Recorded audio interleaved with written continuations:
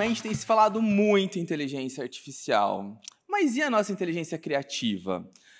Eu sou Thiago Trindade, coordenador de desenvolvimento do Senac São Paulo, sou um homem branco de 1,80 m, pele clara, uso barba, tenho cabelo curto, estou usando uma camisa azul de manga curta e uma calça verde.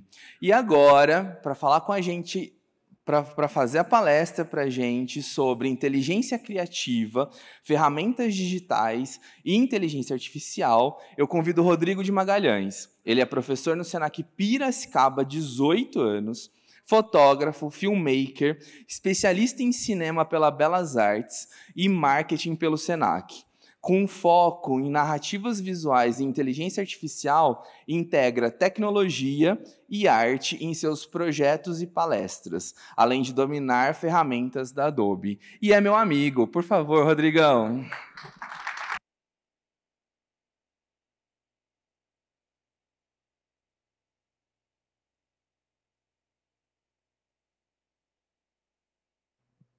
Alô, som. Desligado fica mais difícil, né? E aí, galera, boa tarde.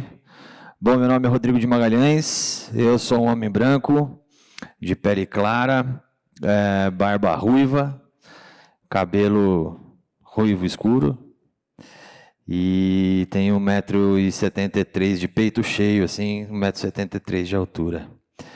Cara, para mim é uma honra muito grande estar aqui. Obrigado pelo convite. Obrigado pelo convite do Senac, obrigado pelo convite do evento.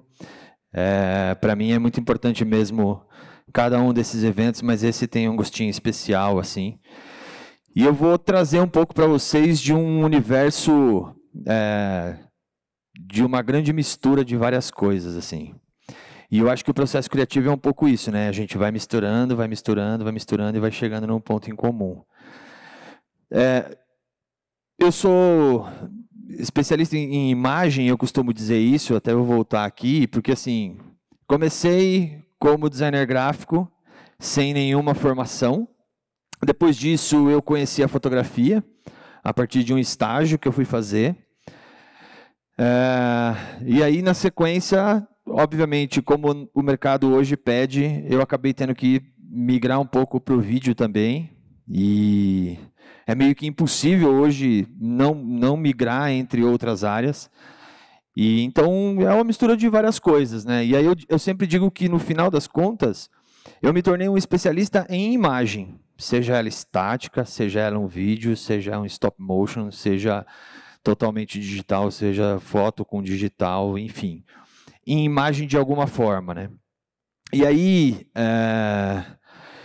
eu tenho o orgulho de ser docente do Senac desde 2007, e quando eu falo orgulho, é orgulho mesmo, assim, eu amo a instituição que eu trabalho, eu tenho acompanhado várias mudanças da instituição, e essas mudanças, elas fazem muito sentido dentro de um processo educacional,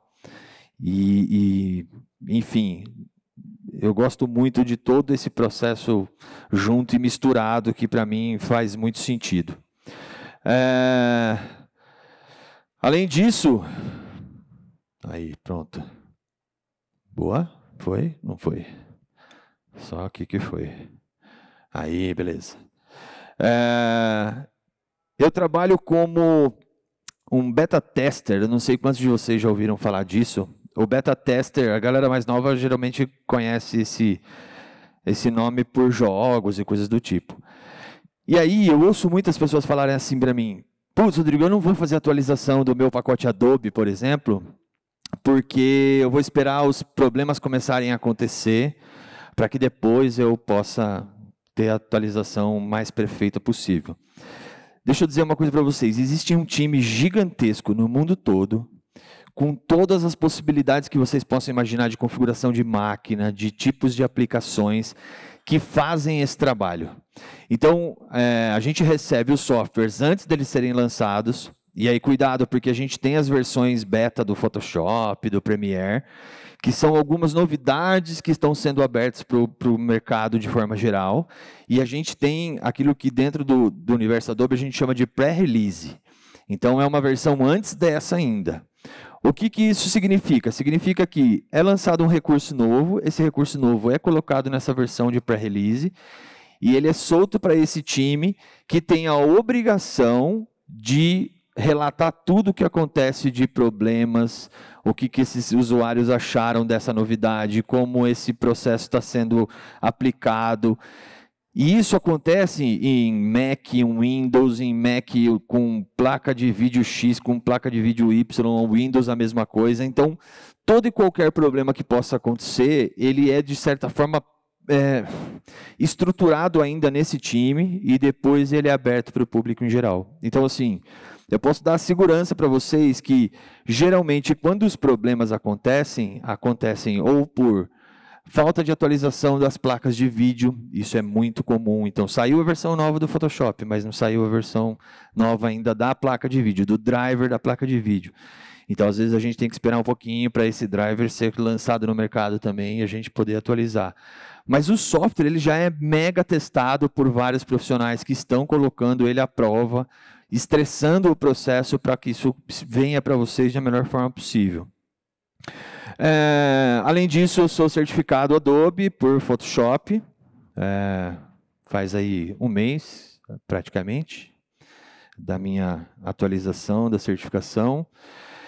E eu trabalho com algumas marcas que começaram me mandando produtos para testar e hoje eles são meio que meus patrocinadores, né? Eu não gosto muito desse nome de embaixador, mas basicamente é isso. Então, algumas empresas como a Aperture, a Amaran, por exemplo, que é a mesma empresa, né, uma submarca ali desde 2023, a Wacom, que faz as mesinhas digitalizadoras, eu estou com eles desde 2015, e a Bank, que faz monitores de alta performance, monitores específicos para vídeo, para foto e coisas do tipo, que são bem legais também.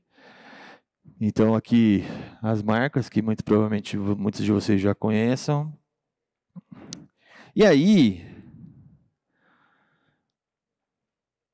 eu quero de novo agradecer aí a oportunidade de estar aqui com vocês, apesar de ter falado disso. E aqui eu trago um pouco do background da minha experiência como profissional. Assim, eu estou trazendo aqui especialmente a parte de foto, onde tem um pouco do meu trabalho com moda, algumas misses, que são, eu costumo dizer que, não sei se elas são pé quente ou se eu sou pé quente, porque as duas que vieram fazer trabalho comigo, elas acabaram ganhando Miss Brasil, então as duas são Miss Brasil.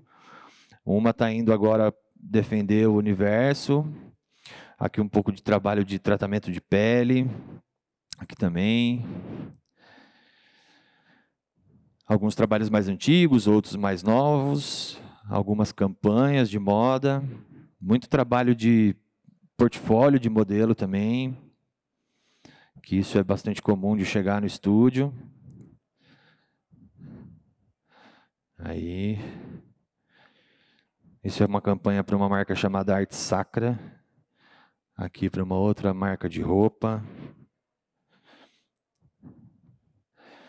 Aqui um pouco da mistura do digital acontecendo em telões. Aqui outras marcas. Um trabalho de ensaio feminino que eu fiz durante muito tempo. Hoje é difícil fazer, mas fiz bastante. E aí até trago um pouco desse recurso que às vezes no estúdio as pessoas falam, qual que é a especialidade de estúdio? Cara, a especialidade de estúdio é produzir imagens. Então, nesse caso, por exemplo, eu estou produzindo uma imagem de alimentos, assim. Mas isso não quer dizer que eu só trabalhe com alimentos. Quando eu trampo com moda, não quer dizer que eu só trabalhe com moda, né? A ideia é que a gente produza qualquer tipo de imagem.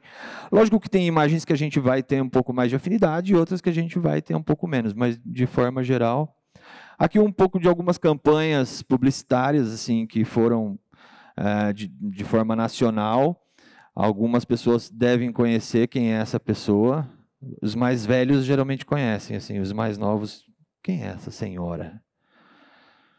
Ela foi a nova loira do Tchan, para quem não reconheceu.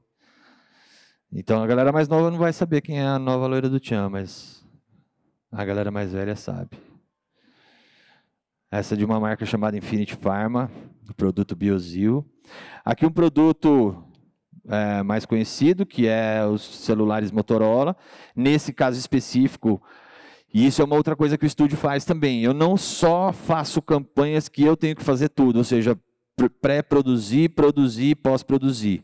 Nesse caso específico aqui, só a pós-produção ficou na minha mão. Então, o material já chegou pronto e eu tenho todo um processo de tratamento e pós-produção que é feito nesse material.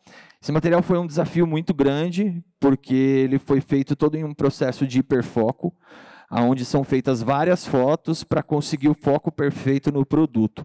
Nessa foto nem dá para perceber tanto, mas vocês vão perceber que durante a campanha, o foco está sempre no produto e não nos personagens. Os personagens acabam sendo um plano de fundo do material e o produto em si é sempre a parte mais importante. Estou com medo de cair aqui.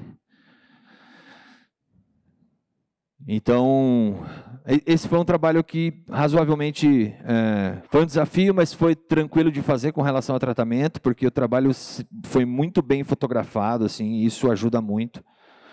Então, os retoques foram mais voltados ao produto propriamente dito, do que ficar tratando pele ou tratando imperfeições. Então, isso é uma coisa que eu gosto de dizer, que o trabalho de... Quando a gente vê um trabalho finalizado, pelo menos na fotografia assim, e no vídeo também, a gente tem que pensar o seguinte: o trabalho ele tem que ser dividido basicamente em 3 partes. Então, vamos pensar que seria pré-produção, produção e pós-produção. Se a gente dividir em porcentagem, a gente vai ter 30% de pré-produção, 30% de produção e 30% de pós-produção. Nessa proporção mesmo. 30 para um, 30 para outro, 30 para outro. Porque aí a gente pensa, não, mas a pré-produção é mais importante que a produção. Ou a pós-produção é mais importante.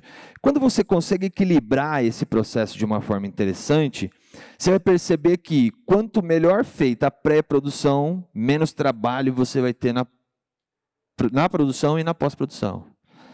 Quando o seu trabalho é mal feito na pré-produção, tudo vai acabar sendo um cascateamento de problemas. Porque você vai ter que pensar em coisas que não foram pensadas antes para resolver na produção, e o pior cenário seria ter que resolver problemas na pós-produção. Então, algumas coisas que eu gosto de dizer, assim, sei lá, se em cima daquele balcão tivesse uma latinha de lixo que não está dentro da paleta de cor, pensada numa pré-produção e tudo mais. Lá na pós-produção ia ter que ter um trabalho de ir lá retirar isso. Ah, mas tirar uma latinha do lixo de uma cena desfocada, ok. E quando não é? E quando é uma cena, né, um produto que está envolvido em outras coisas, eu vou ter que ter um trabalho muito maior de remover isso, enfim. Então a gente tem que pensar muito nesse processo de dividir. Ah, e aí ficou 30% para um, 30% para outro, 30% para outro. Se a gente somar, deu 90%. E 10%? Esses 10% eu gosto de chamar de Deus. Por que Deus? Porque assim, ó, você foi na pré-produção, aí você pensou, vamos fotografar num dia de sol. Aí não faz sol. Aí os seus 10% que deu ruim aqui. Aí você precisa ter estrutura para que, caso você não tenha sol naquela cena, naquele cenário ou naquela situação, você construa esse sol com luz, com ambiências e coisas do tipo, tá? Ó, essa outra senhora aqui, que a galera mais nova agora conhece, a galera mais velha talvez não. Essa campanha foi uma campanha que muita gente falou, nossa, Rodrigo, não aguento mais ver a Ludmilla, daqueles trabalhos seus lá. Foi um trabalho que fez muito YouTube, fez muito Instagram, TikTok e tudo mais. Esse trabalho eu sempre me lembro dele com muito carinho, porque ele me deu um trabalhão. Todos esses produtos que vocês estão vendo aqui, ó, e esse trabalho também é só pós-produção minha, tá? Todos esses produtos, eles estão pendurados com fio de nylon e fita crepe. Então, vocês imaginam que em cada produto desse tinha uma talagada assim, de fita crepe que eu tinha que ir lá e remover. Por que eu lembro desse material com carinho? Porque não tinha saído ainda Remove Tool do Photoshop, que seria incrível, seria perfeito. Eu teria perdido, sei lá, 10 minutos por imagem, onde eu perdi, sei lá, 1 hora só fazendo isso, tirando o fio de nylon. E o fio de nylon, ele dava uma voltinha lá em cima, ainda aparecia, porque o fio de nylon dá aquele brilhinho. e ali atrás eu tinha uma textura, que no telão aqui não está dando para ver, enfim. Falei, nossa, se tivesse a Remove Tool nessa época eu estava feito, cara. Aqui o material, então assim, ó, eu até deixei com a tela verde do celular para vocês entenderem até onde vai o meu trabalho. Então, o meu trabalho, nesse caso, eu fui contratado para fazer a pós-produção, e aí a pós-produção é deixar essa imagem de uma forma que fique ok, para que depois a equipe de arte dê sequência e coloque lá a artezinha da Shopee, por exemplo, enquadradinha no celular. Tá? Algumas dificuldades desse projeto, pensando na visão do fotógrafo, que não fui eu, mas eu participei do processo. Tudo isso aqui foi feito pensando em vídeo. E o cara tinha um espaço para ele fotografar ali de 2, 3, 4 minutos entre uma cena e outra. Então, ele não tinha como controlar a luz da forma que ele queria e tudo isso, de novo, quando a pré-produção não é pensada, a produção não está de acordo com aquilo que a gente precisava, a pós-produção vai sofrer com isso. Então, uma imagem que se eu tivesse feito, né, num ambiente controlado, com a luz de foto mesmo, pensando tudo bonitinho, a minha pós-produção seria muito mais fácil e rápida, mas não é o caso. Essa imagem aqui até não trouxe o original, mas dá para vocês imaginarem. Atrás dela era um chroma key. Só que esse chroma key tipo, terminava aqui, assim, aí aqui já era uma estrutura de metal, depois era chão. E a pós-produção chegou e falou, ó, queremos a imagem com o fundo rosa, né, na paleta X e tudo mais. E a gente tem que fazer isso acontecer. A gente tem grandes problemas aqui de invasão de cor, né? Tem um verde que vem invadindo aqui, porque essa luz bate lá no verde do chroma key, volta verde, não tem jeito, né? A gente chama isso de cast shadow. Enfim, então deu bastante trabalho. Aqui uma campanha também da Ludmilla para Budweiser. Essa campanha ainda nem foi para o ar, está para sair. Cada uma dessas garrafas também estavam penduradas com fio de nylon também. Acho que a galera dessa produção gostou muito de fio de nylon. E fio de nylon e fita crepe também, né? Claro. Aí aqui mais uma parte. Aqui mais uma. Essa imagem especial eu gosto de trazer, porque assim, as pessoas veem a imagem final e falam, ah, beleza, próxima foto. Aí você fala, não, cara, peraí, deixa eu te mostrar como é que essa foto chegou. Ela chega assim, ó. Ela chega assim, e eles querem isso aqui. E aí, a minha sorte é que esse fotógrafo entrou em contato comigo antes e falou, Rodrigo, vai acontecer assim, assim, assim, e a gente vai precisar de uma montanha de latas de cerveja. Falei, beleza. Aí, muita gente tem trocado comigo a questão assim, por exemplo, Rodrigo, eu não gostei muito da inteligência artificial da Adobe, porque eu tentei fazer uma imagem que tivesse o Lula e o Bolsonaro brigando, e ele não fez. Vamos entender uma coisa. A Adobe é uma empresa global, onde ela tem que ter todo o cuidado para que as pessoas, por exemplo, não sejam identificadas. Então, pensando dessa forma, se eu virar para o Adobe Firefly, por exemplo, e falar para ele, reconstrua as latas de Budweiser embaixo aqui, ele vai falar, não. E não é que ele tipo, não vai fazer, ele vai falar não mesmo, ele vai falar, essa solicitação não está de acordo com as diretrizes de uso do Firefly. Por quê? Porque é uma marca, e uma marca tem direito autoral, tem propriedade intelectual, eu tenho que ter responsabilidade sobre isso. Então, já entendendo esse processo, o que eu pedi para o fotógrafo? Falei, cara, faz só um favor para mim. Antes da foto acontecer, ou depois, tanto faz, mas pegue uma latinha na mão e fotografe ela na maior quantidade possível de ângulos que você puder. Então, coloca ela de pé, coloca ela deitada, coloca ela de um lado, de outro, para que eu pudesse depois usar essas latas justamente nessas posições aqui. E aí foi isso que a gente foi fazer, depois tinha que cobrir um pouco do pé dela, porque tinha um cubo aqui que aparecia na foto.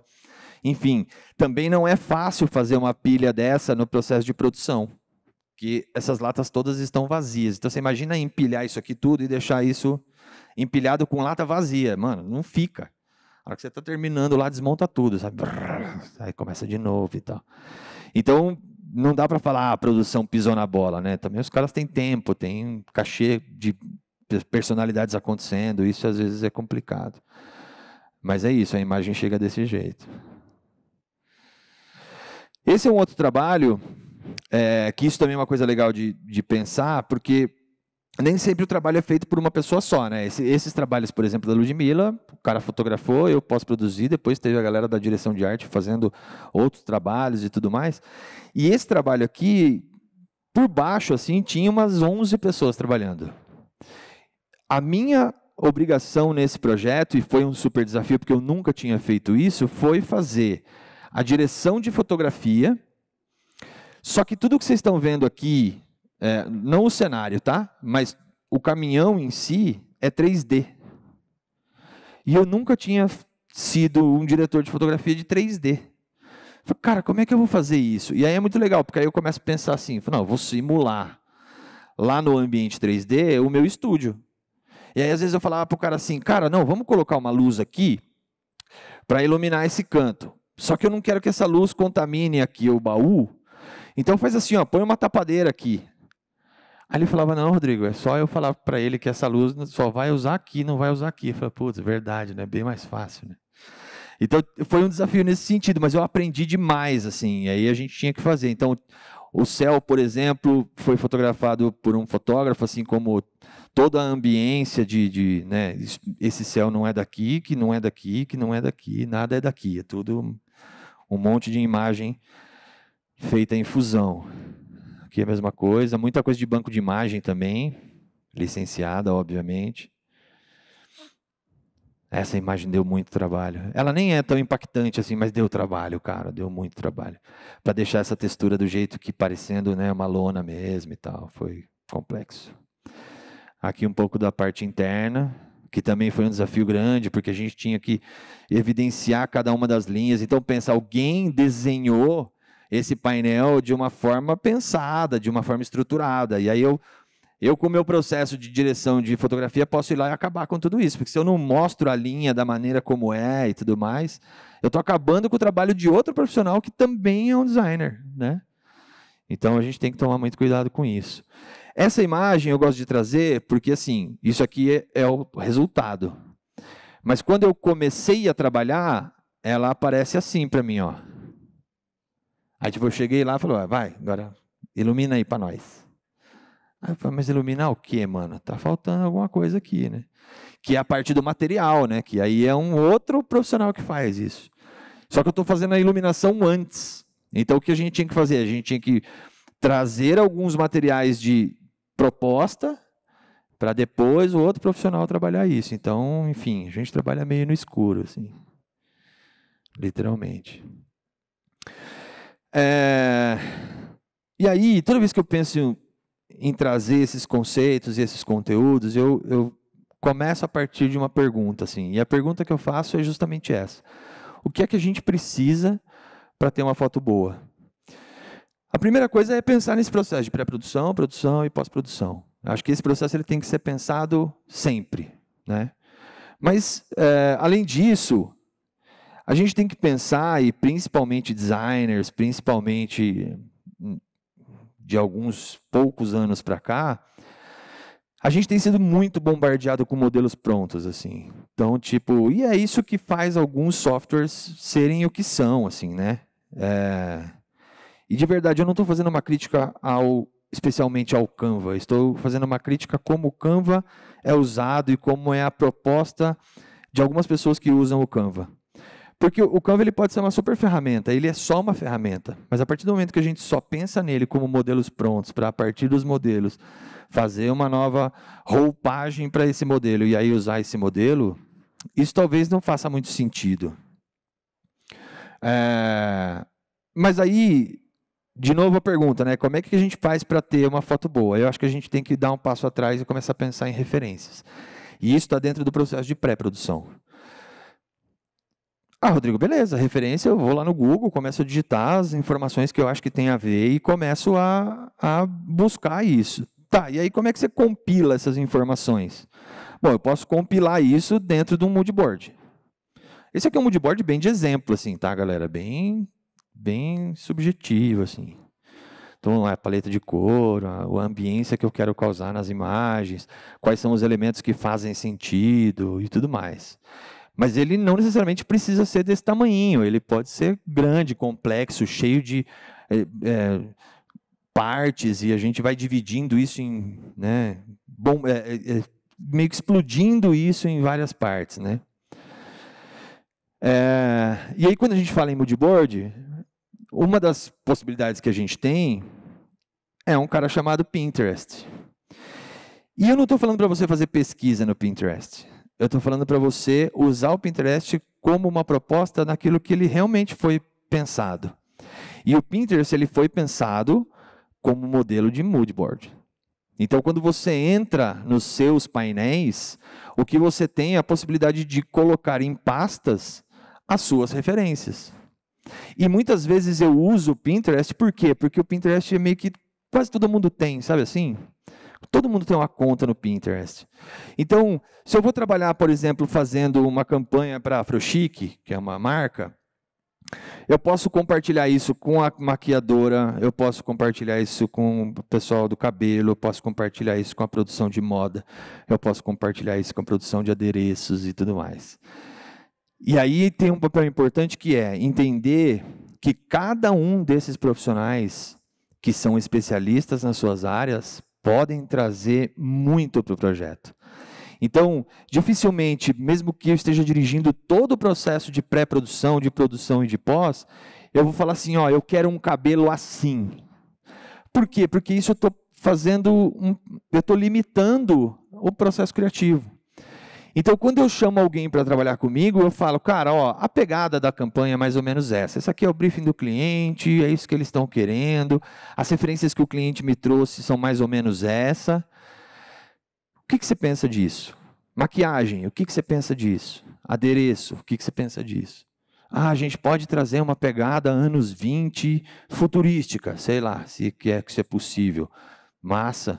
Não, eu quero, a galera de adereço fala, não, eu estou pensando em trabalhar só com vasos e elementos de barro. Massa. Depois eu posso juntar tudo isso num único pacote e ver se faz sentido ou não, e discutir com a equipe. Mas não meio que boicotar qualquer tipo de possibilidade de ideia que as pessoas possam trazer para mim. Existe um pouco dessa ideia de que, não, o diretor é o que manda em tudo.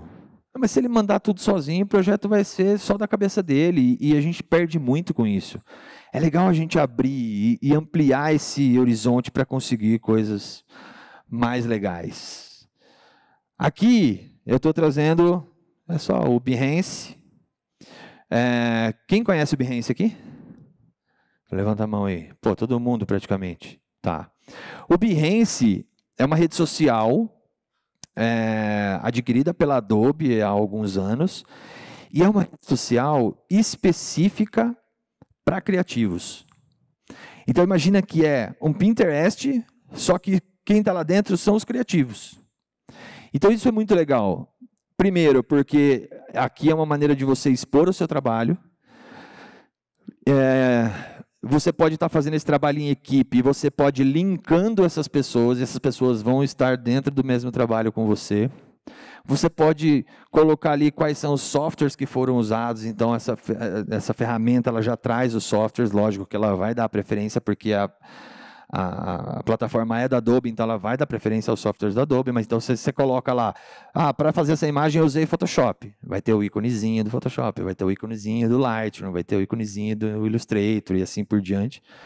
Mas o mais legal é que isso virou uma comunidade tão forte que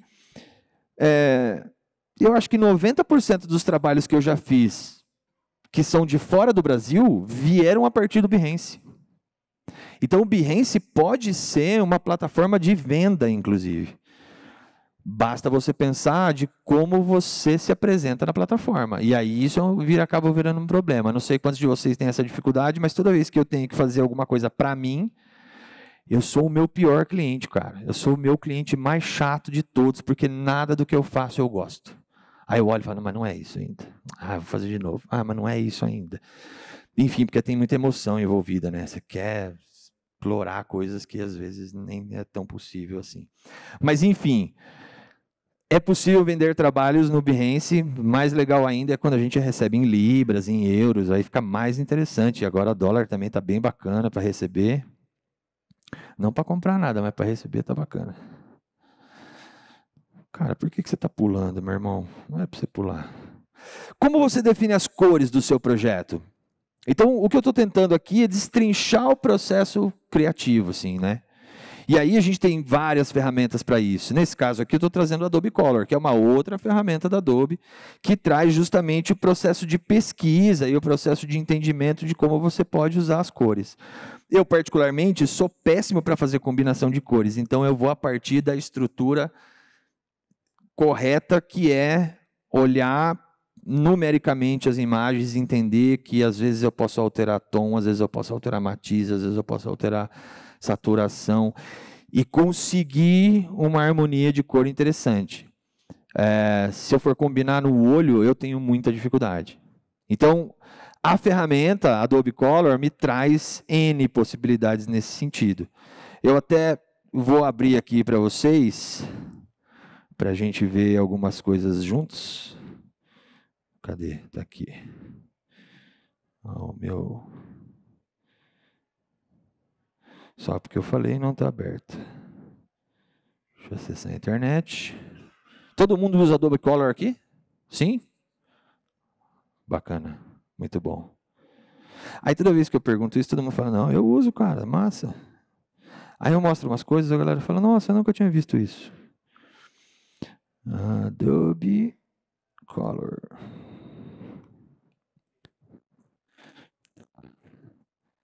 Aqui. Olha que legal, ó.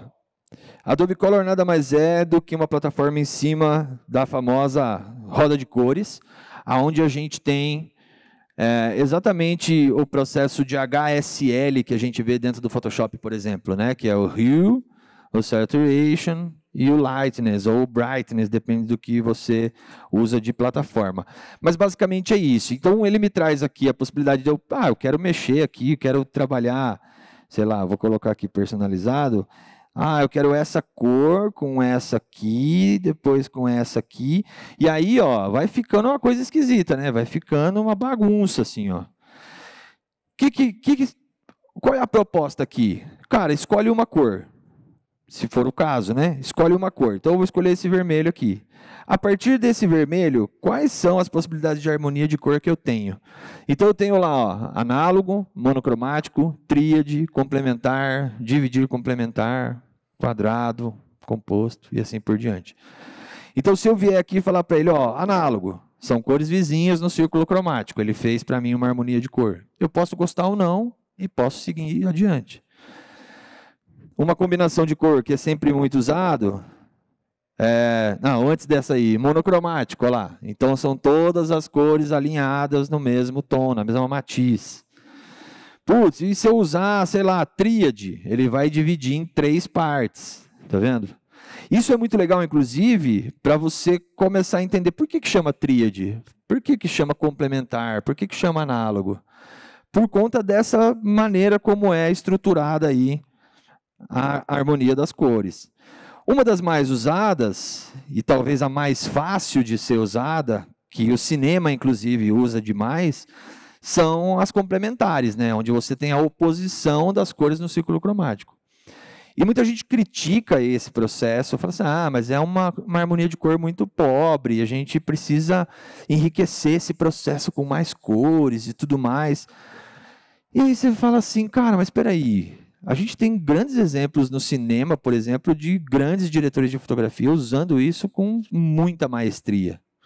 Um caso desse, até se der tempo eu mostro, é La La Land, por exemplo. Tem uma cena de La La Land que o cara simplesmente faz um absurdo com as cores, apenas com 2 cores, né? Então, o processo de harmonia de cor, assim, você pode utilizar dessas ferramentas e isso não está nada de errado, né? Diferente de usar um modelo pronto que já vai trazer uma harmonia de cor para você, que muitas vezes você nem sabe se está certo ou não. E se isso combina com o seu cliente ou não, se isso combina com o seu projeto ou não, começa a ficar complexo o processo. Bom, além disso, aqui na parte de cima, ó, eu tenho a possibilidade de extrair temas. Então, extrair temas seria o quê? Eu poderia vir aqui nas minhas imagens, sei lá, e falar para ele, cara, eu pegar qualquer uma, tá? E arrastar aqui e falar para ele, em cima disso, a internet pode ser que dê uma dificultada, em cima disso, mostre para mim o que eu teria de tema possível nessa imagem. Não vai rolar. Vamos ver, selecionar arquivo. Sem a internet fica mais difícil. Ah lá, ó, deu. Então o que ele fez? Ó, peguei uma imagem qualquer ali. Ele falou, cara, existe uma possibilidade de combinação aqui, ó, nessa imagem.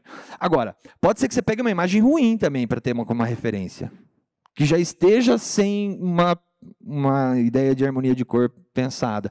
Por isso as referências vão fazer sentido. Por isso trazer referências interessantes vão fazer sentido, né? Mas essa é uma possibilidade. Além disso, eu posso falar para ele, tá, pega essa combinação aqui e faz para mim um gradiente. Ele faz lá para você um gradiente. Gradiente é outra coisa que eu não sei se sou só eu, assim, mas eu tenho uma dificuldade tremenda de fazer um gradiente bonitão, assim, ó. Todo mundo consegue? Sou só eu que sou ruinzão nisso? Sim? Não? É zoado, né? É difícil. Eu estou ligado. E aí, a gente tem uma ferramenta aqui, ó, que é uma ferramenta de acessibilidade. Pensando em pessoas que têm algum tipo de dificuldade visual no sentido de daltonismo ou coisas do tipo. Só que eu, no final das contas, estou usando isso muito como referência do que está bacana em relação a contraste ou não. Porque às vezes você usa e você fala assim, cara, aqui tá legal, ó. Nesse tamanho de texto tá bacana, mas nesse tamanho de texto pequeno aqui, ó, já ficou difícil a leitura. E se você começa a usar isso a seu favor, ó, com formas, tá bacana também, ó. Você começa a pensar que, pô, se para uma pessoa que tem um daltonismo, tá conseguindo enxergar legal, as pessoas que têm visão perfeita, melhor ainda. Então eu trouxe mais resultados ainda para o meu processo. Só para a gente fechar, Adobe Color eu ainda tenho lá, ó, o explorar, que eu posso fazer pesquisas aqui de cores, cara. Cores, sei lá, Brasil. Vamos pegar o tema do prêmio, por exemplo. E aí a gente pode ter N possibilidades aqui do que seria Brasil. Posso pegar, por exemplo, eu lembro de pesquisas absurdas que eu já tive que fazer, assim, tipo, flores geladas, flores de ambientes gelados, por exemplo. Eu não saberia dizer para você que cor tem as flores de ambientes gelados, né? Então eu vim fazer uma pesquisa. Primeiro eu fui lá no Google, que tipo de flor eu tenho na Sibéria? Putz, essas flores. Tá? Que tipo de cores eu tenho dessas flores? Qual é a variação de cores que eu tenho dessas flores? É o tipo de pesquisa que você pode fazer aqui também, lógico, aliando isso a outros canais de pesquisa, mas isso vai fazer sentido de uma forma interessante. Outra questão que a gente tem, ó, são as tendências. Aí você pode pensar assim, mas o que a Adobe entende de tendência, cara? Porque a gente só usa a ferramenta da Adobe. Eu não sei quantos de vocês perceberam, mas há pouco tempo atrás a gente teve um grande burburinho em relação à Adobe, que a Adobe falou assim, de acordo com aquilo que você faz no Photoshop, no Illustrator ou em qualquer software da Adobe, a gente está olhando para você. As pessoas falam, o quê? Vocês vão usar a minha imagem sem a minha autorização? Como assim? Não, não é bem assim.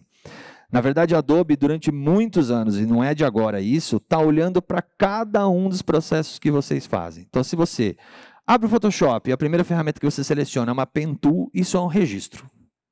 E a Adobe está olhando e falando, eu tenho uma quantidade grande de pessoas que abrem o Photoshop e selecionam a Pen Tool.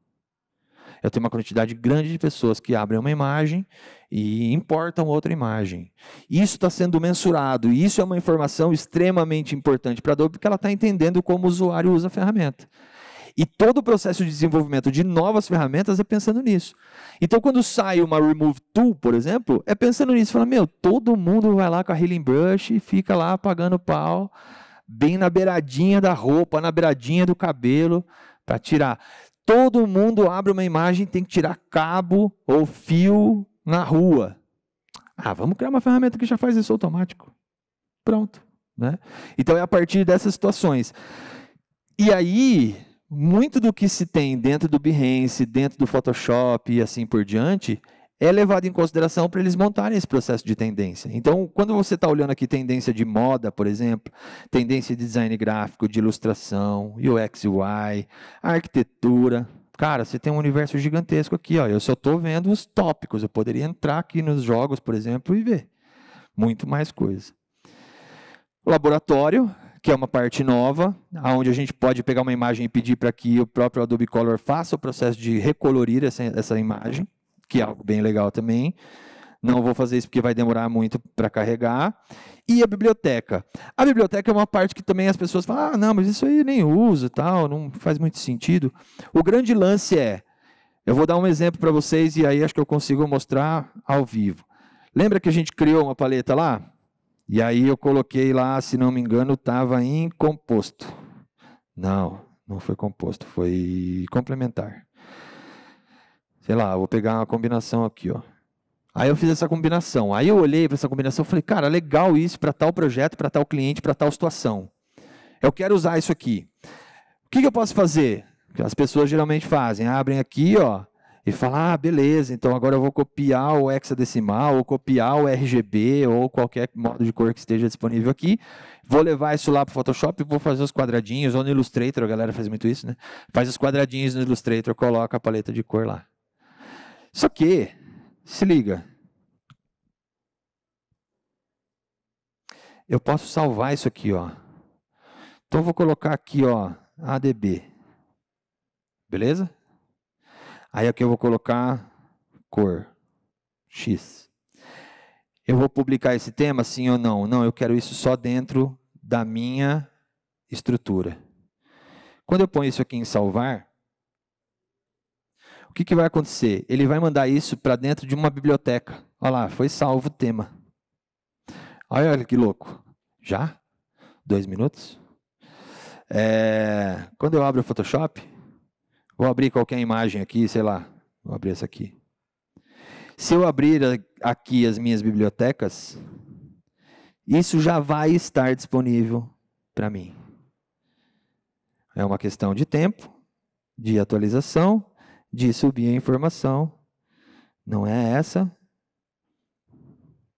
E isso já vai estar disponível. Isso vai estar disponível só no Photoshop? Photoshop, Illustrator, InDesign, Premiere, After, todos. Tem por que ficar copiando hexadecimal, por exemplo, e levar para lá, fazer os quadradinhos. Fica uma bagunça a sua área de trabalho depois, né? Enfim. Isso é o tipo de processo que é muito legal, assim, que ajuda. São ferramentas que vêm realmente para fazer a coisa funcionar. Ele está me dizendo aqui que eu estou sem conexão. Mas, enfim, é isso, tá? Voltando lá para a gente finalizar.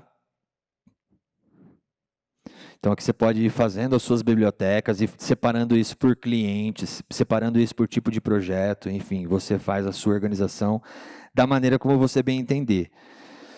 Mas funciona. E aí, só para a gente fechar esse pacote, eu quero mostrar para vocês algumas situações que a gente poderia fazer dentro do Photoshop e dentro do processo de, vamos pensar em cor, que é o seguinte, ó, se eu pegar uma imagem como essa, vou lá no Photoshop de novo, e abri-la aqui. Harmonia de cores. Trouxe para cá. Cara, eu preciso mudar a cor desse vestido, porque esse vestido está mimetizando, né? Ele está sumindo lá no cenário. Eu queria dar um destaque maior para o vestido, que é da roupa, por exemplo, da marca de roupa e tal. Como que eu posso fazer esse processo? Um recurso que é muito legal da gente pensar, ó, seria o seguinte.